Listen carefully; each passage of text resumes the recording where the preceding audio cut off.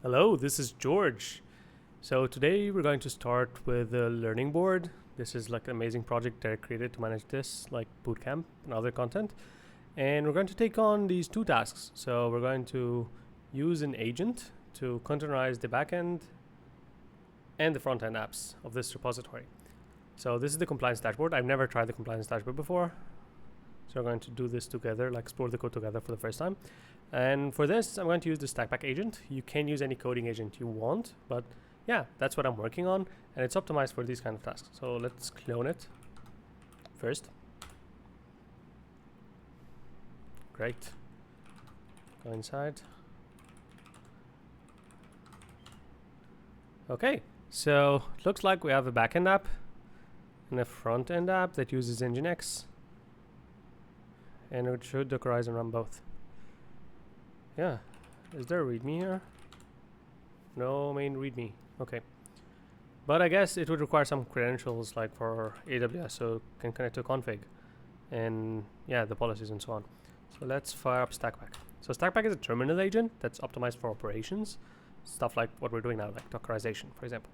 So Dockerize these two apps with a Docker file in each respective subdirectory. Make sure to look up the latest official base image tags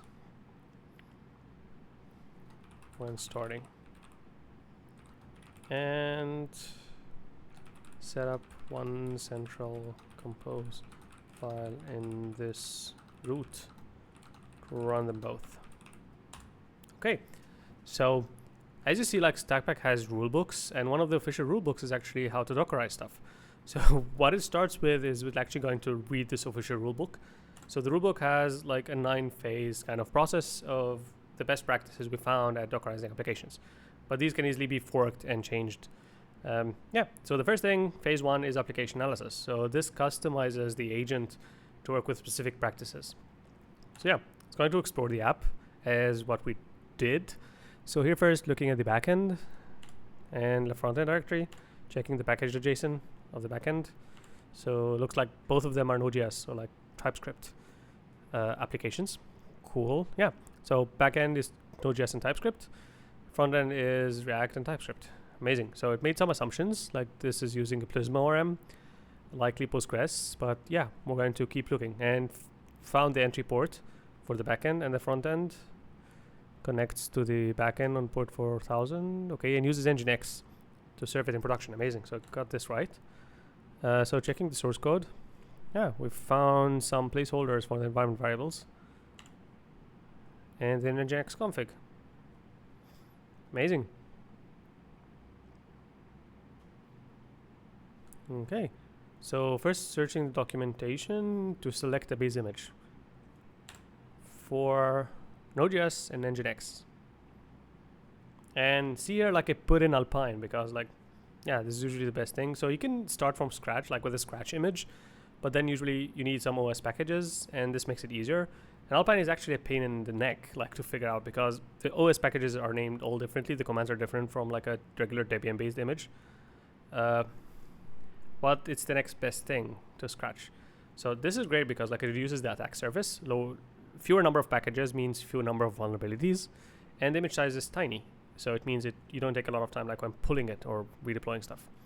So yeah, it calls an internal like specialized tool at configuration generation to generate a Docker file, and it gives it some instructions on the base image to use using an unroot user, and this is part of like the instruction rulebook it decided to read earlier. And configure a working directory, copying the packages, installing dependencies, and so on.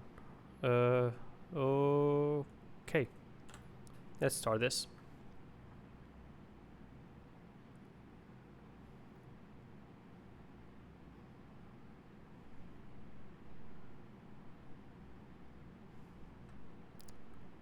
So using a regular LLM or like just an LLM to generate a Docker file is not usually a good idea, because they rarely work out of the box. Like, you have to try build the container, test it, and then test the image to make sure it's working, and then keep iterating, because they rarely work on the first time. So let's check the Docker file I created. So it created a build step with an Alpine builder for the backend. I don't think this is necessary for the backend, but yeah, usually like having a multi-stage build is good, but depends on the technology stack. Like, I think it would be greater for the front end. Like, the impact would be greater for the front end. So here it installs like the Alpine image as a runner, node production, defines a port, and yeah, creates a user, so it runs as non-root. Adds a health check, nice, to make sure the application is healthy, which is something developers usually like forget to do. And yeah, and string replace. Okay, it found, okay, the backend Docker file I generated assumes a build step at this folder, but looking at the package.json, there's no build script defined. So yeah, that's caught it. I was just complaining about having a build stage.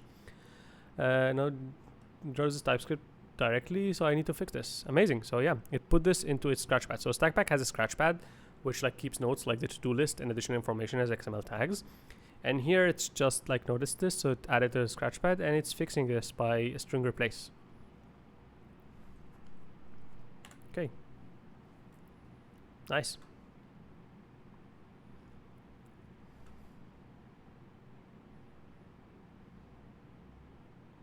So now it's going to create a Docker file for the front end.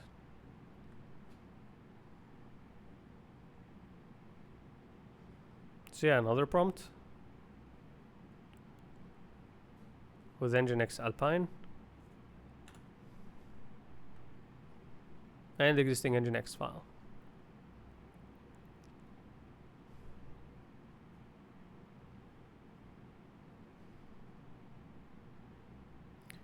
And an root user for Nginx. So if it uses the actual like Nginx main package and tries to do an root user, this is going to be a pain in the neck, because like the default Nginx package, like an image, assumes you're going to be a root user. So this is going to be a bit of a pain. So let's see like how it's going to handle this. Like, it's a good way to test the agent and fixing this stuff. Okay, so here it tries to create a Docker file, but it prompts it to Docker compose. So yeah, that's not going to work. So just write it yourself. So the reason I think this is a wrong call, because it's trying to prompt it to generate a Docker file with a prompt that actually says a Docker compose file. So this is not going to generate anything. So yeah, it was like, yeah, took a shortcut and just told it, okay, it's not going to work. But we could have just like keep it going and it will figure it out on its own.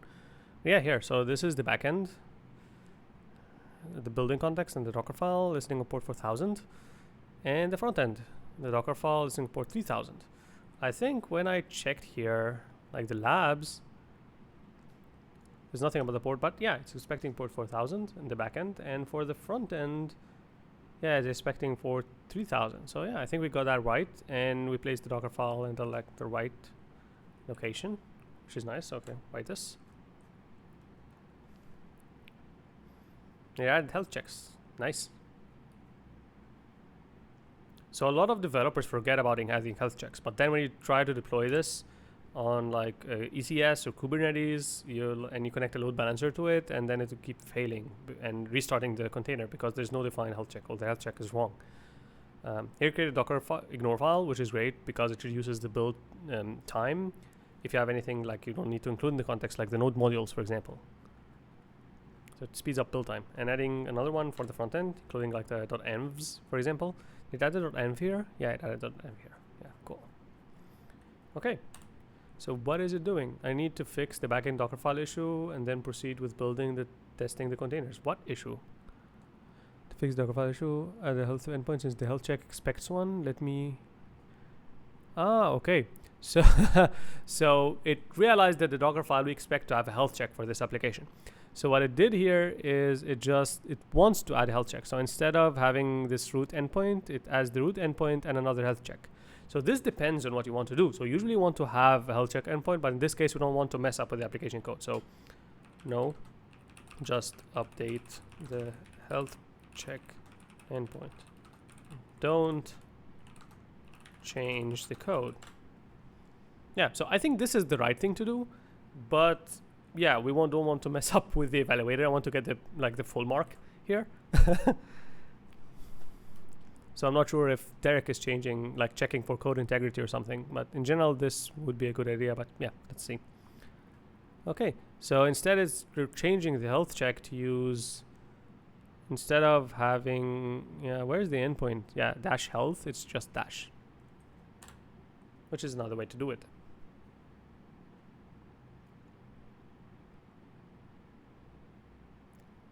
Great. Let's build. It's not done until we build the image and the image is actually working.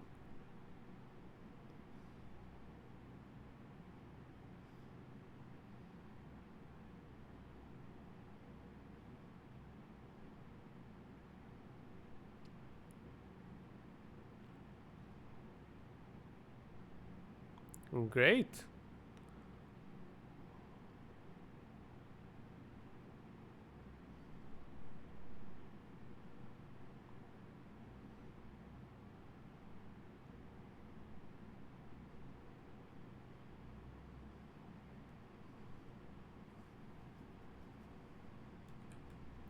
Let's check the grading process until it's done. So here we have two criteria: that the backend is containerized and the port is exposed, and there's the MTC, more than certified CLI, that we can use to submit the lab. So I already installed it before.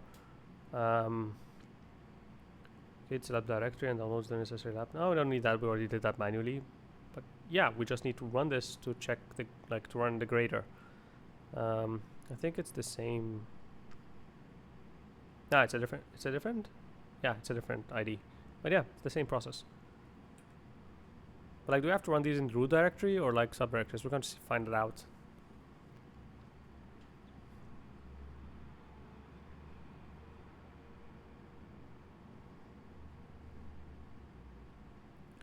Installing dependencies.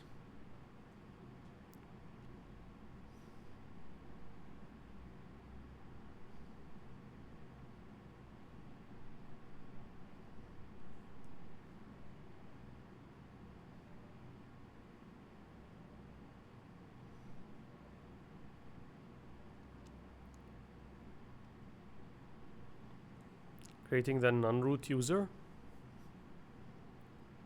Copying over the package.json, package lock.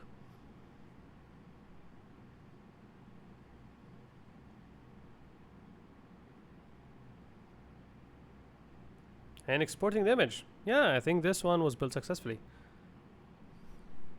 Sweet. Amazing.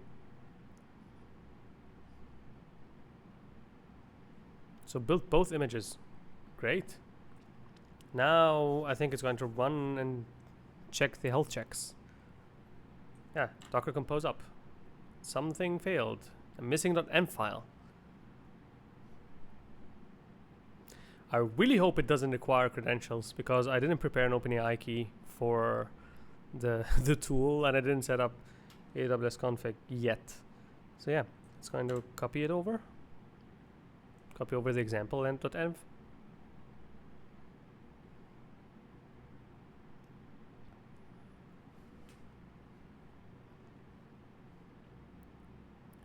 And starting the containers again. This time they're up.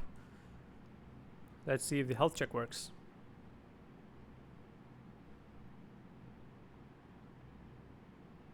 One of them is unhealthy, the backend.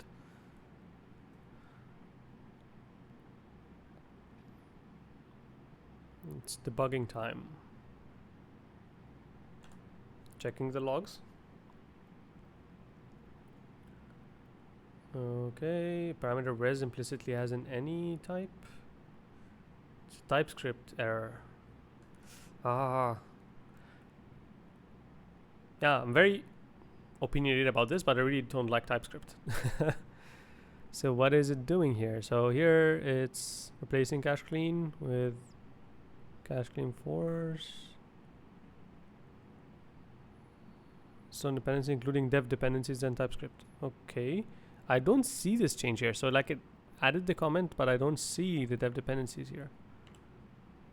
I don't think that would work. Where did it add the dev dependencies? I can't see it. Weird.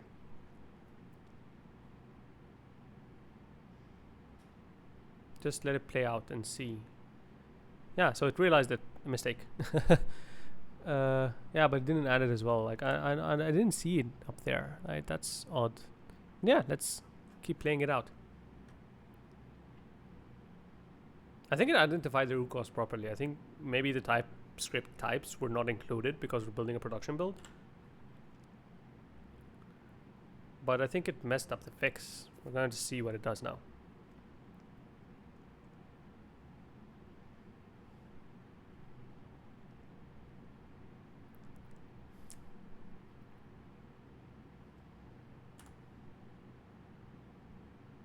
My bet is it would fail again because I didn't see anything changing in this command. Okay, yeah, failed again. Should we prompt it that it actually missed the actual fix? Or should we let it figure it out?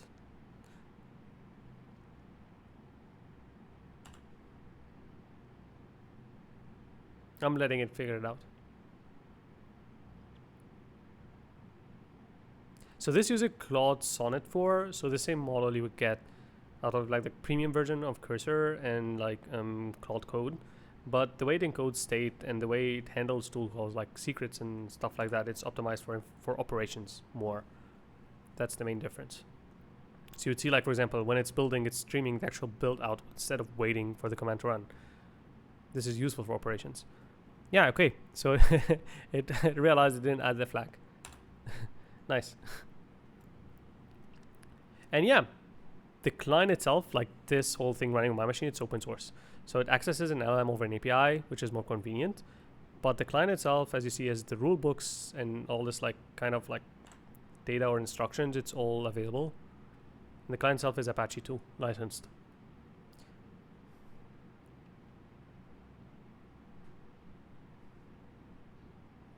Building again.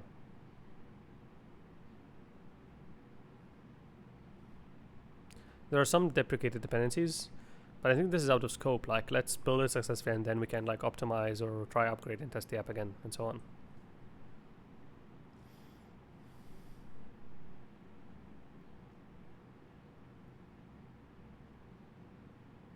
Amazing. Built.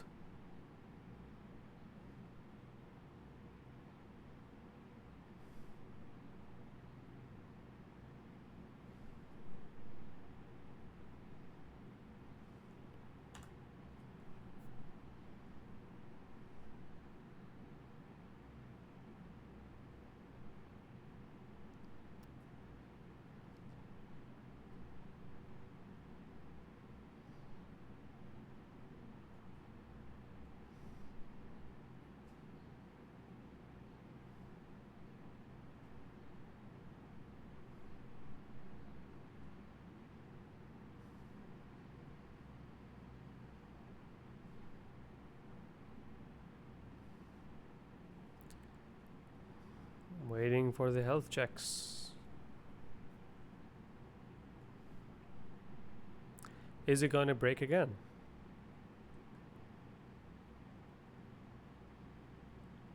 Yeah, the TypeScript's type, as I guessed. Great. Happy to know that I still like know a thing or two about TypeScript.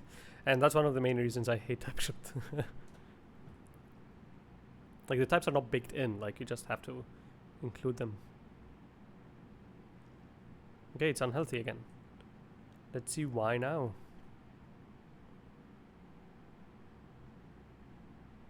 Updating the scratchpad. So the scratchpad keeps the agent sane when you have like very long sessions. Yeah, it's actually working. Why is the health check failing? Interesting. So it's saying server running port 4000. So that's why it keeps updating the scratchpad, because like it doesn't retain the whole history, just the most important part. And the scratchpad is one of the most important parts because it keeps track of what's going on and the important stuff. Yeah. It's going to detect your health check and the health check fails. But it starts, which is weird. Maybe there's something wrong with our health check or like how we're checking this.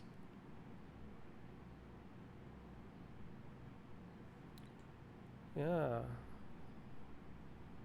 So was the issue the curl? Maybe it doesn't have curl. I think, yeah, that's what it's getting. So because curl isn't available in the Alpine container.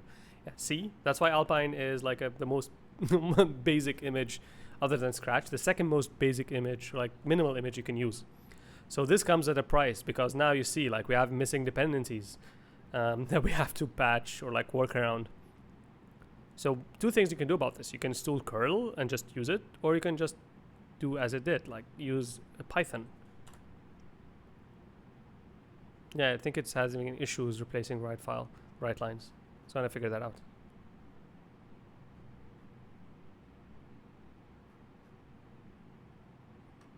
But let's say we want to keep the image lean as possible, so in this case we'll go with like a Python health check.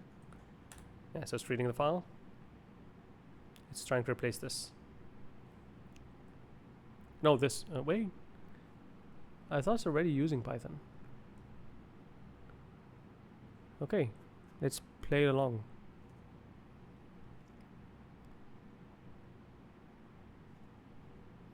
So what is it trying to do? Ah, it's changing from dash health to slash. Okay, so we have the wrong health check in the Docker compose file. We updated it in the Docker file, but not in the compose file. Yeah, that makes sense. I didn't notice.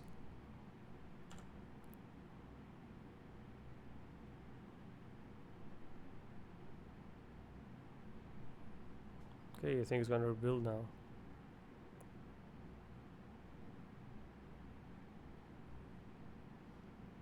We're almost done.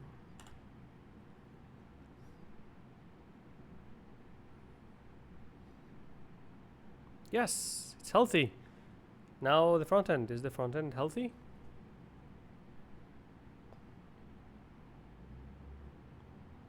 Still worried about the Nginx non-root thing, though. We'll see if that works now. Still starting.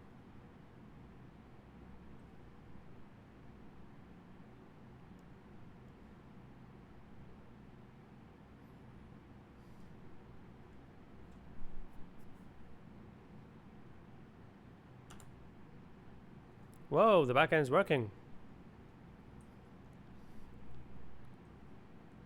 But is the dashboard online?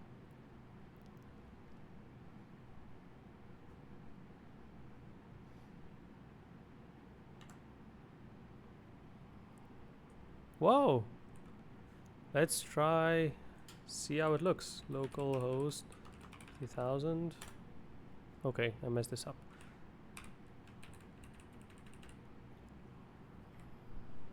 Yep.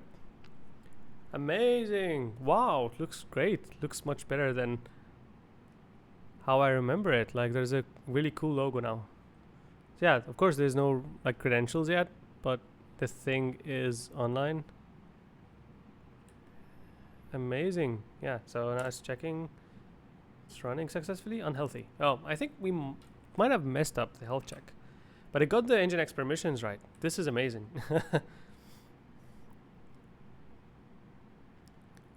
Okay. So yeah, it's summarizing everything.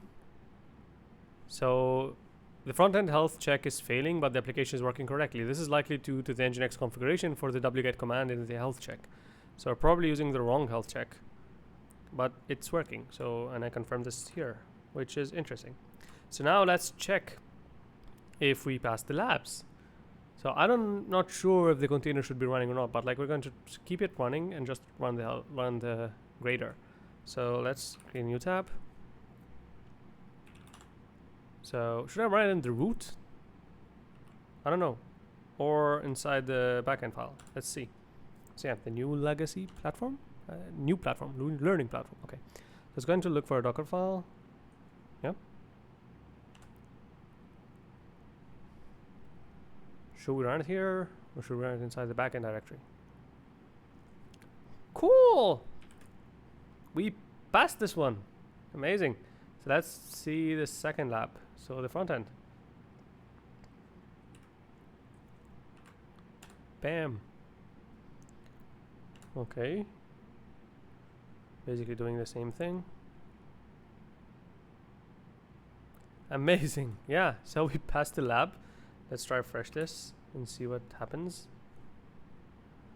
Okay, yeah, we passed the lab. So I think, yeah, that's it. We can let it clean here. Amazing. So yeah, clean up. We actually do something interesting. So yeah, this is over. We just containerized them, but there is a bonus. So analyze the size of each image and scan them for vulnerabilities using Trivy.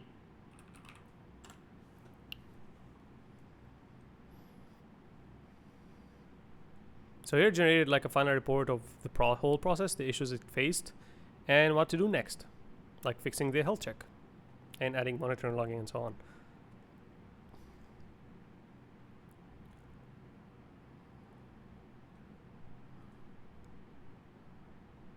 Okay, so now Docker images grep compliance dash.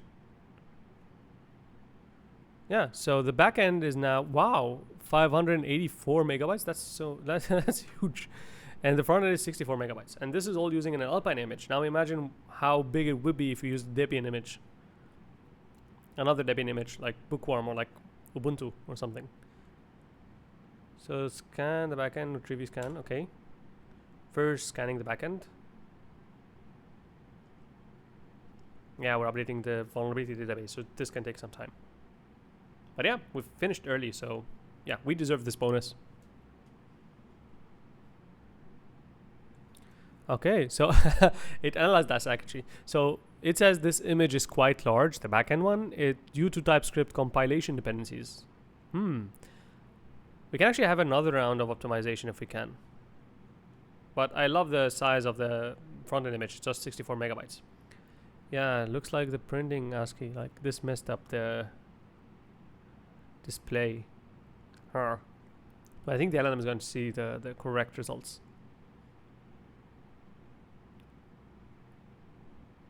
A lot of dependencies.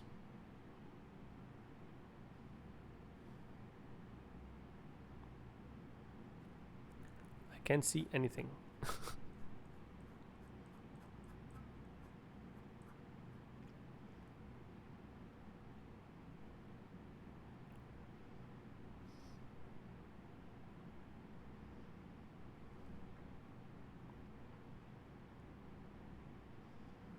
Whoa.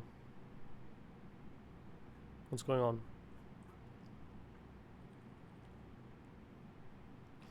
Okay, so this is taking too long. Yeah, I think we broke my machine. We broke my terminal. Okay, so instead of doing that, what I'm going to do is like, okay, so we can actually do this and like to go into shell mode and then Docker image and then grep compliance dash. Whoa.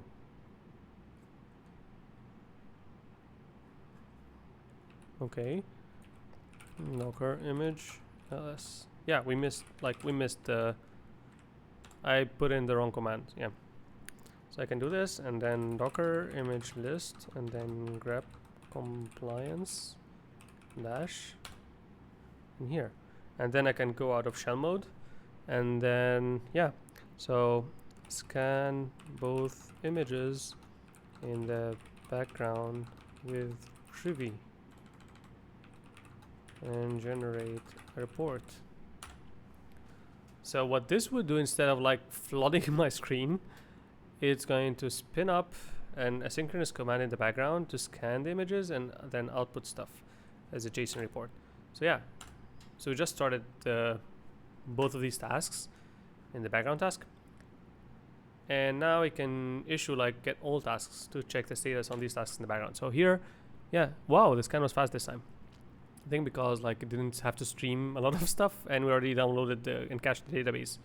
So yeah, so now it's going to check the reports, which is huge, by reading the JSON file, but we didn't have to block our terminal to do that. Yeah, so I just checked the beginning of the report, and this doesn't make sense. We're going to have to be more comprehensive than that. And yeah, it's doing that with JQ. So it's going to count the vulnerabilities using JQ.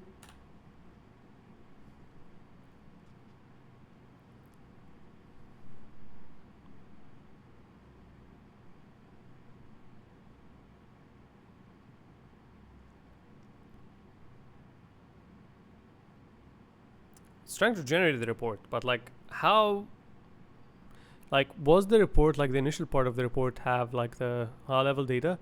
Because yeah, we should make sure that includes everything, not just like the, that's huge. So first thing what I'm going to do is go page down, and yeah, I created a vulnerability report. So the scanning images, the backend size, okay, make sure to process the whole report before writing this. So I want to make sure like it reads all the results, because I don't remember the format of the actual Trivy outputs.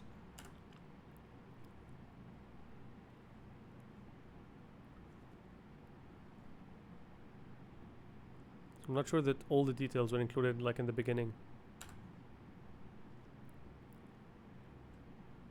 Yeah, I'm being a perfectionist here, but like I need to make sure that this report actually has everything, which is what you need to make this like production ready. So we already have like a multi-stage Docker file with minimal interface, like because like there's a minimum number of packages there. So this is like yeah, the second best thing we can get in terms of like lean image size, other than Scratch and like bootstrapping the Node.js runtime ourselves.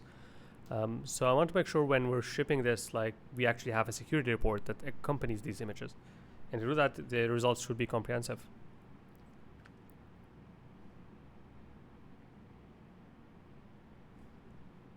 You need to process the complete reports first before doing the accurate vulnerability details. So I think what it did here is it counted the vulnerabilities. And yeah, it's here selecting vulnerabilities, vulnerability ID, the package name, the severity, and fixes. Interesting. So it found coming up with the JQ command that we can run to get like a glimpse of the actual vulnerabilities without having to read the whole report.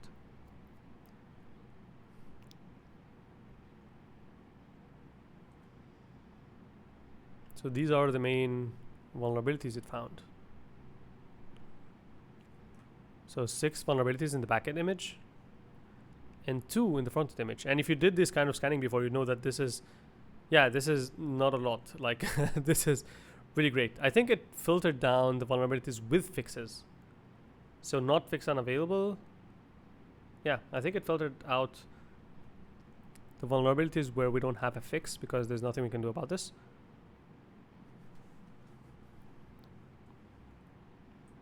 Let's see the report.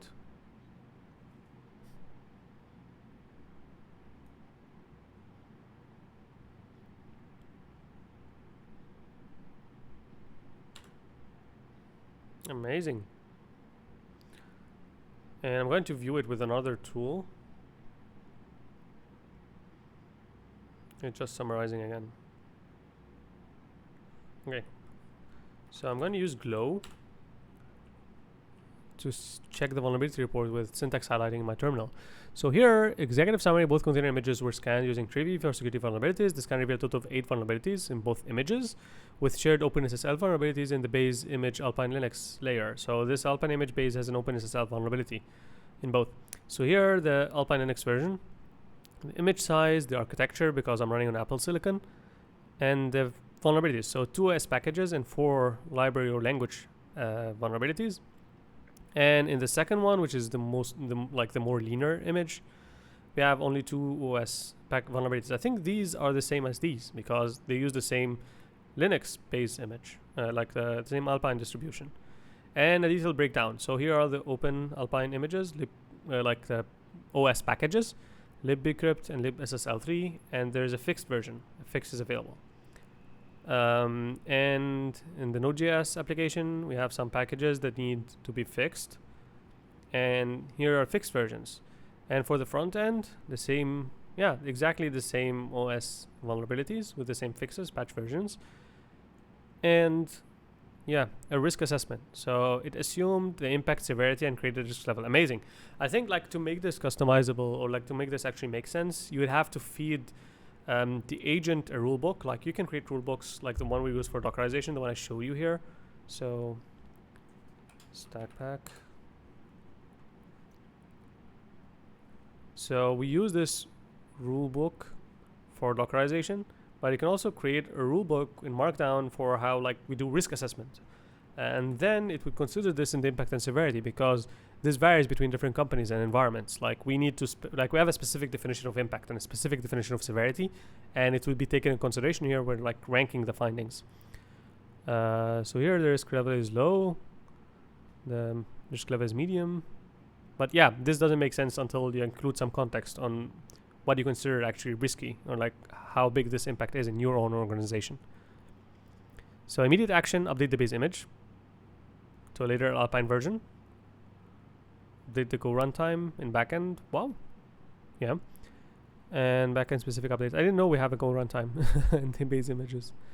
And short-term improvements and long-term improvements. So I prioritize them based on the severity. But again, this doesn't make sense unless you add more context on your organization when coming up with these things. And some technical details. Compliance status. Area for improvements. And remediation timeline. Interesting. This is interesting.